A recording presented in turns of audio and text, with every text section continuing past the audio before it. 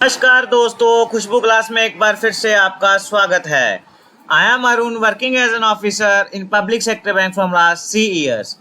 तो दोस्तों, आज हम लेक्चर 4 की ओर बढ़ रहे हैं, जो कि डील करेगा प्रॉफिटेबिलिटी रेशियो से। आपको प्रॉफिटेबिलिटी रेशियोज की तरफ बढ़ने से पहले आपको कुछ कंसेप्ट पता होने चाहिए कि ग्रॉस प्रॉफिट क्या होता है, नेट प्रॉफिट क्या होता है, इन दोनों में फ़र्क क्या है और इसे बैलेंस शीट में से कैसे जो है हम एक्सट्रैक्ट कर सकते हैं। उसी के साथ साथ हम ऑपरेटिंग प्रॉफिट की भी बात करेंगे कि ऑपरेटिंग प्रॉफिट क्या होता है, और साथ ही साथ कैपिटल एम्प्लॉयड जैसे कंसेप्ट के बारे में हम इस वीडियो में जानने वाले हैं। मैं आपको एक बार फिर से बता दूं कि ये वीडियो सभी बैंकर्स के लिए भी हैं जो रजिस्टिंग हैं और जो बैंकिंग एग्जाम की तैयारी कर रहे हैं, या फिर वो लोग जो JIB CIB प्लस किसी भी तरह के फाइनेंशियल अवेयरनेस किसी भी तरीके के एग्जाम में उन्हें वहाँ पे सब्जेक्ट है, ये सभी के लिए जो है बेनिफिशियल रहने वाला है। तो ज़्यादा समय ना वेस्ट करते हुए चलिए शुरू करते हैं उन कंसेप्ट्स के साथ जो कि प्रॉफिटेबिलिटी रेशियोज में काम आते हैं। सबसे पहले हम बात करेंगे दोस्तों कि एक बार आप मोटा मोटा समझिए कि प्रॉफिटेबिलिटी रेशियोज होती क्या हैं। देखिए, आप कोई भी बिजनेस कर रहे हो, तो बिजनेस कोई भी हो, चाहे आपकी कोई फैक्ट्री है, आप कोई कंपनी चला रहे हो, तो आपका एकमात्र मोटिव क्या होता है एट दी एंड, कि आपको जो भी आप काम करने के बाद आपको प्रॉफिट मिले। प्रॉफिट ही मेन मोटिव होता है हर एक बिजनेस कंसर्न का, अगर वो कमर्शियलाइजेशन है, किसी भी तरीके से काम कर रही है।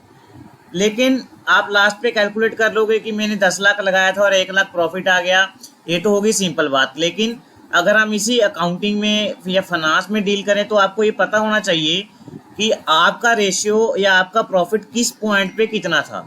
यानी ये एफिशिएंटली कि आपका बिजनेस कितनी एफिशिएंसी के साथ काम कर रहा है, प्रॉफिटेबिलिटी रेशियोज वो आपको बताती हैं। प्रॉफिटेबिलिटी रेशियोज जो है वो 5 तरह की होती है जनरली, जो आपकी स्क्रीन पे एक मैंने छोटा सा ग्राफ डिस्प्ले किया हुआ है। ये जनरली 5 तरह की होती हैं। इसमें ग्रॉस प्रॉफिट रेशियो आ जाती है, net profit, operating profit, return on assets and return on equity. तो सबसे पहले हम जानेंगे कि आपको ग्रॉस प्रॉफिट जो है वो कैसे निकालना होता है, जो कि ग्रॉस प्रॉफिट रेशियो निकालने के टाइम में काम आता है। तो मुझे लगता है आपको ये तो पता ही होगा कि जब भी हम फाइनेंशियल स्टेटमेंट की बात करते हैं, तो हम 3 चीज़ों की बात करते हैं हमेशा। सबसे पहले जो भी एक बिजनेस कंसर्न है, वो सबसे पहले अपना जो फाइनेंशियल स्टेटमेंट बनाते के समय एक ट्रेडिंग अकाउंट बनाती है। तो दोस्तों, ट्रेडिंग अकाउंट आपकी स्क्रीन पे मैंने सैम्पल ट्रेडिंग अकाउंट जो है वो पेस्ट किया है।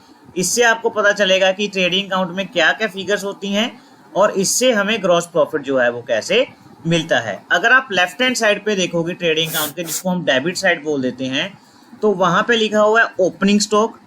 ओपनिंग स्टॉक में जब आपने परचेज ऐड कर दी और कुछ डायरेक्ट एक्सपेंसेस ऐड कर दिए, और उसमें से हमने जो राइट साइड के एक्सपेंसेस हैं वो कम कर दिए थे हैं। यानी जो डेबिट साइड के यानी लेफ्ट साइड वाले एक्सपेंसेस हैं वो सब ऐड करके जब हम राइट साइड वाले एक्सपेंसेस उसमें से कम कर दें, तो आपके पास क्या निकल के आता है, ग्रॉस प्रॉफिट। यही अगर लेफ्ट साइड ज़्यादा है राइट साइड से, तो आपके पास क्या निकल के आएगा, ग्रॉस लॉस। तो यानी ट्रेडिंग अकाउंट में से आपको क्या पता चलता है, ग्रॉस प्रॉफिट कितना है बिजनेस में, या तो फिर ग्रॉस लॉस कितना है। इसमें अगर आप ध्यान से देखें तो हमने क्या किस चीज़ों की बात की है, या तो स्टॉक की, या जो परचेज किया है हमने वो उसकी, या सेल की, या कुछ बहुत ही एक नॉमिनल जो एक्सपेंसेस है, यानी वो एक्सपेंसेस जो कि प्रोडक्शन में या तो फिर सामान बेचने के काम में आते हैं। वैसे एक्सपेंसेस को जो डायरेक्टली प्रोडक्शन के साथ डील करते हैं, वैसे एक्सपेंसेस को हम क्या कहते हैं, डायरेक्ट एक्सपेंसेस। तो अब इससे आपने क्या कंपाइल किया, जब हम ओपनिंग स्टॉक में परचेज को ऐड कर देते हैं, साथ में डायरेक्ट एक्सपेंसेस को ऐड कर देते हैं, और फिर उसमें से हम सेल और क्लोजिंग स्टॉक को माइनस कर दें, तो आपके पास क्या निकल के आता है, ग्रॉस प्रॉफिट या तो फिर ग्रॉस लॉस। अगर आपकी लेफ्ट हैंड साइड ज़्यादा है तो आपके पास ग्रॉस लॉस निकल के आएगा। वहीं अगर राइट हैंड साइड ज़्यादा है, जो कि क्रेडिट साइड है, तो फिर आपके पास क्या निकल के आएगा, ग्रॉस प्रॉफिट। तो ये रहा दोस्तों मोटा मोटा ग्रॉस प्रॉफिट किसे कहते हैं। आपको ये पता होना चाहिए ग्रॉस प्रॉफिट रेशियो निकालने से पहले। इसी वजह से मैंने आपको पहले ये कंसेप्ट करवा रहा हूँ, ताकि आपको नेक्स्ट वीडियो जो कल आपको मिलेगी वो जब आप देखोगे तो आपको अच्छे से समझ आ जाए कि ये रेशियो कैसे निकालनी है और किस प्रकार से आपको जो है वो फिगर्स लेनी है। इसके बाद हम बात करेंगे ग्रॉस प्रॉफिट आपने समझ लिया। इसके बाद नेक्स्ट स्टेप में हम बात करेंगे नेट प्रॉफिट की। अगर आपके पास ग्रॉस प्रॉफिट है और बाकी वो सारे खर्चे हैं जो हम बिजनेस में करते हैं, या तो फिर वो सारे इनकम्स हैं जो बिजनेस से होती हैं अदर देन कमर्शियल एक्टिविटी, तो वो आपके पास क्या निकल के आ जाएगा, नेट प्रॉफिट। जैसे ट्रेडिंग अकाउंट में आपके पास क्या निकल के आता है लास्ट में, ग्रॉस प्रॉफिट। वहीं जब हम प्रॉफिट एंड लॉस अकाउंट की बात करते हैं, प्रॉफिट एंड लॉस अकाउंट में से आपको क्या मिल जाता है, नेट प्रॉफिट। यही मोटा फर्क है। जब आप ट्रेडिंग अकाउंट में डील कर रहे हो तो उस वहाँ आपको ग्रॉस प्रॉफिट मिल जाएगा। वहीं जो आपकी स्क्रीन पे अभी फ्लैश हो रहा है ये है प्रॉफिट एंड लॉस अकाउंट, इसमें से आपको क्या मिल जाएगा दोस्तों, नेट प्रॉफिट। हाँ, ये भी है कि प्रॉफिट एंड लॉस अकाउंट आप सीधा नहीं बना सकते, उससे पहले आपको ट्रेडिंग अकाउंट बनाना पड़ेगा, फिर ही आप जो है नेक्स्ट स्टेप में प्रॉफिट एंड लॉस अकाउंट बना सकते हो। अगर आप इसके राइट हैंड साइड पे देखो, सबसे पहली जो फिगर लिखी हुई है वो क्या लिखा हुआ है, बाय ग्रॉस प्रॉफिट, BD मतलब ब्रॉट डाउन। जो हमने ट्रेडिंग अकाउंट में नेट ग्रॉस प्रॉफिट निकाला था, अगर था वहाँ पे, तो वहाँ से हमने ये फिगर ऑटो पॉपुलेट होके यहाँ पे आ जाती है। वहीं अगर वहाँ पे ग्रॉस लॉस था ग्रॉस प्रॉफिट की जगह, तो आप लेफ्ट हैंड साइड पे देखोगे सबसे पहले क्या ब्रॉट डाउन किया है हमने, 2 ग्रॉस लॉस। उसी प्रकार से जब हम बिजनेस के बाकी सारे खर्चे होते हैं जो डायरेक्टली प्रोडक्शन में यूज़ नहीं होते, अब सैलरी है, सैलरी कौन सा खर्चा है जो आप अपने एम्प्लॉयज़ को देते हो, जैसे मैनेजर हो गए आपकी फैक्ट्री में जो मैनेजर के तौर पे काम कर रहे हैं या अकाउंटेंट के तौर पे काम कर रहे हैं, ये डायरेक्टली जो है प्रोडक्शन के साथ रिलेटेड नहीं होते हैं। तो वैसे खर्चे जो हम प्रॉफिट एंड लॉस में डालते हैं उन सभी को क्या बोला जाता है, इनडायरेक्ट एक्सपेंसेस। जब भी हम ग्रॉस प्रॉफिट में से सभी इनडायरेक्ट एक्सपेंसेस डिडक्ट कर देते हैं इंक्लूडिंग इंटरेस्ट एंड टैक्स, तो आपके पास क्या निकल के आ जाता है, नेट प्रॉफिट या तो फिर नेट लॉस। यहाँ पे भी कंसेप्ट सेम रहेगा। अगर तो आपकी लेफ्ट हैंड साइड ज़्यादा है राइट हैंड साइड से, तो आपके पास नेट लॉस आएगा। वहीं जब आपकी राइट हैंड साइड ज़्यादा होती है यानी आपकी इनकम साइड ज़्यादा होती है, तो आपके पास क्या निकल के आएगा, नेट प्रॉफिट। तो दोस्तों net profit and gross profit आपने समझ लिया है कैसे निकालना है। अगर अब आपके पास ट्रेडिंग अकाउंट है या तो प्रॉफिट एंड लॉस अकाउंट है, तो आप बड़े आराम से मेरे हिसाब से उसमें से gross profit and net profit निकाल सकते हो। अगर आपको यहाँ तक कोई भी डाउट है तो आप नीचे कमेंट सेक्शन में कमेंट कर दीजिए, तो आपका वो डाउट बड़े आराम से क्लियर कर दिया जाएगा। और साथ ही साथ अगर आप ये चौथे लेक्चर पे सीधा ही आए हो, तो पहले मैंने 3 लेक्चर जो हैं ऑलरेडी रेशियोज पे बनाए हैं, आप पहले वो देख लीजिए ताकि आपको ये चौथा लेक्चर समझने में डायरेक्टली दिक्कत ना हो। यहीं हम ऑपरेटिंग प्रॉफिट की मैंने एक वीडियो में पहले भी बात की थी, लेकिन अभी चूंकि हम फिर प्रॉफिटेबिलिटी रेशियोज की तरफ बढ़ रहे हैं, ऑपरेटिंग प्रॉफिट एक बार आपको फिर से बता देता हूं मैं। जब भी हम नेट प्रॉफिट में इंटरेस्ट और टैक्स जो ऐड ऑन कर देते हैं, तो आपके पास ऑपरेटिंग प्रॉफिट बचता है। वहीं अगर आप ग्रॉस प्रॉफिट साइड से आ रहे हो, तो जब भी ग्रॉस प्रॉफिट में से हम सारे खर्चे निकाल देते हैं और आप विदाउट टैक्स एंड इंटरेस्ट, तो आपके पास जो है ऑपरेटिंग प्रॉफिट बचता है। अभी हमने 3 तरह के प्रॉफिट की बात की, ग्रॉस प्रॉफिट जो कि ट्रेडिंग अकाउंट में से आया, और नेट प्रॉफिट जो कि प्रॉफिट एंड लॉस में से आया, जो अभी आपकी स्क्रीन पे दिख रहा है आपको। और उसके बाद हमने बात की ऑपरेटिंग प्रॉफिट की। जब हम नेट प्रॉफिट में से टैक्स उसमें ऐड कर दें और इंटरेस्ट ऐड कर दें, तो आपके पास क्या निकल के आता है, ऑपरेटिंग प्रॉफिट। वहीं जब ग्रॉस प्रॉफिट में से सारे खर्चे निकाल दें बजाय टैक्स और इंटरेस्ट के, तो आपके पास क्या निकल के आ जाता है, ऑपरेटिंग प्रॉफिट। ऑपरेटिंग प्रॉफिट निकालने की 2 अप्रोच हैं, नेट प्रॉफिट के जरिए एंड ग्रॉस प्रॉफिट के जरिए। इसके बाद आगे बढ़ते हैं हम। एक दोस्तों वर्ड यूज होता है कैपिटल एम्प्लॉयड। ये बहुत लोगों को नहीं पता है कि कैपिटल एम्प्लॉयड क्या होता है। मे बी बहुत से लोगों ने इसका वर्ड ही नहीं सुना होता है, कैपिटल एम्प्लॉयड क्या होता है। लेकिन ये प्रॉफिटेबिलिटी रेशियोज में जब हम return on capital employed ratio निकालते हैं, तो ये यूज में आता है कि कैपिटल एम्प्लॉयड क्या होता है। सबसे पहले हम कैपिटल एम्प्लॉयड का मतलब समझेंगे, उसके बाद मैं आपको इसी वीडियो में बताऊंगा कि ये कैसे जो है निकालना होता है और कैपिटल एम्प्लॉयड किसे कहते हैं। कैपिटल एम्प्लॉयड दोस्तों वो कैपिटल है या वो पैसा है जो कि एक ओनर ने या तो खुद से अपने सोर्सेज से लगाया है या तो फिर मार्केट से किसी तरह से उधार लेके बिजनेस में लगाया है ताकि वो प्रॉफिट कमा सके।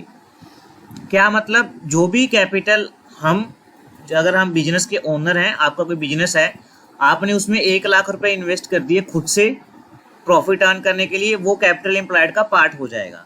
उसके बाद आपने क्या कि 20,000 रुपये बैंक में गए, आपने कोई सपोज कीजिए कोई मशीनरी लगानी थी, 20,000 रुपये लेके आपने मशीनरी लगा दी अपने बिजनेस में, या तो फिर 20,000 रुपये लेके आपने स्टॉक खरीद लिया तो वो क्या हो जाएगा, बैंक लोन में खड़ा हो जाएगा और साथ ही साथ आपकी कैपिटल एम्प्लॉयड का पार्ट हो जाएगा।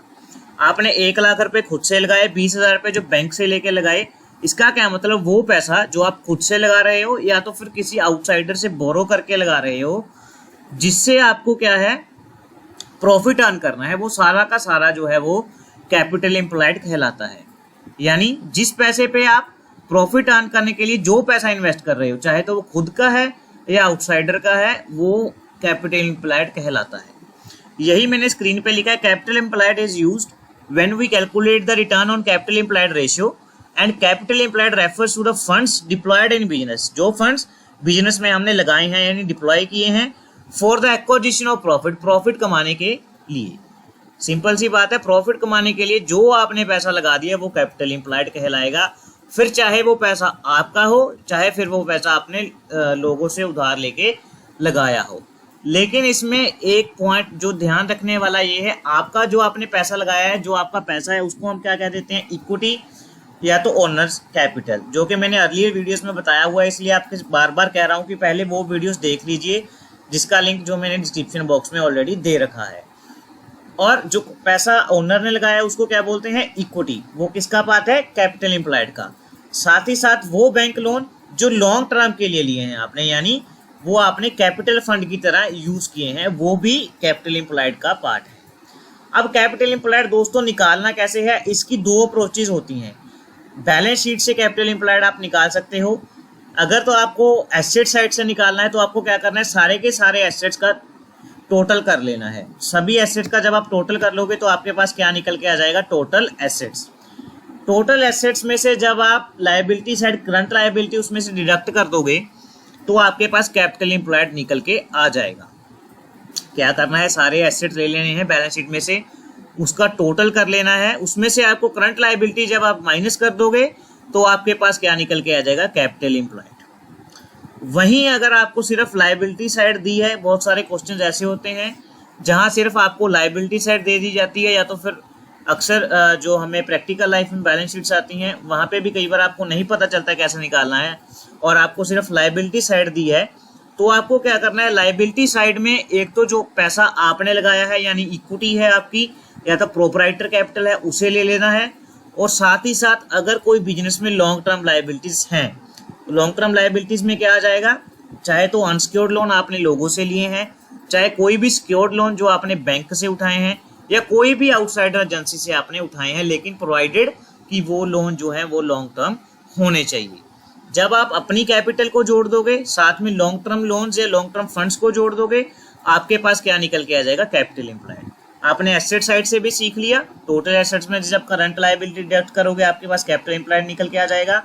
आपने लायबिलिटी साइड से भी सीख लिया, जब आप अपनी इक्विटी में या अपने फंड्स में लॉन्ग टर्म फंड्स जोड़ दोगे जो आपने बोरो किए हैं या किसी से भी उधार लिए हैं, तो आपके पास क्या निकल के आ जाएगा, कैपिटल एम्प्लॉयड। एक बात हमेशा ध्यान में रखिएगा, बैलेंस शीट में टोटल एसेट्स हमेशा टोटल लायबिलिटी के इक्वल होते हैं। Total asset is equal to total liability always. जैसे जब हम छोटे थे हमने किया था right hand side always equal to left hand side, उसी तरह से टोटल एसेट भी हमेशा टोटल लायबिलिटी के बराबर होते हैं। तो आप यहाँ से एक और फॉर्मूला डिराइव कर सकते हो, अगर टोटल लायबिलिटीज में सिर्फ हम करंट लायबिलिटी कम कर दें तो भी आपके पास कैपिटल एम्प्लॉयड निकल के आ जाएगा। हमने कैपिटल एम्प्लॉयड के टोटल जो है 3 फॉर्मूले सीख लिए। तो दोस्तों अगर आपको इस लेक्चर में कहीं भी कोई भी डाउट है, आप नीचे कमेंट सेक्शन में कमेंट कर सकते हैं, आपका सारे डाउट क्लियर किया जाएगा। वहीं हम कल जो लेक्चर मैं आपके साथ लेके आऊँगा वहाँ आपको इसी कॉन्सेप्ट्स के बेसिस पे प्रॉफिटेबिलिटी रेशियो हम डिस्कस करेंगे विद फॉर्मूला। आपको वो देखने में समझने में आसानी होगी अगर आपने ये लेक्चर जो देख लिया है। तब तक के लिए अगर आपको इस वीडियो में कुछ भी अच्छा लगा हो, हमारे एफर्ट्स अच्छे लगे हों, तो चैनल को लाइक और सब्सक्राइब कर दीजिए। आपका एक क्लिक हमें बहुत सारा मोटिवेशन देता है नेक्स्ट वीडियो लाने के लिए। Thank you and bye bye.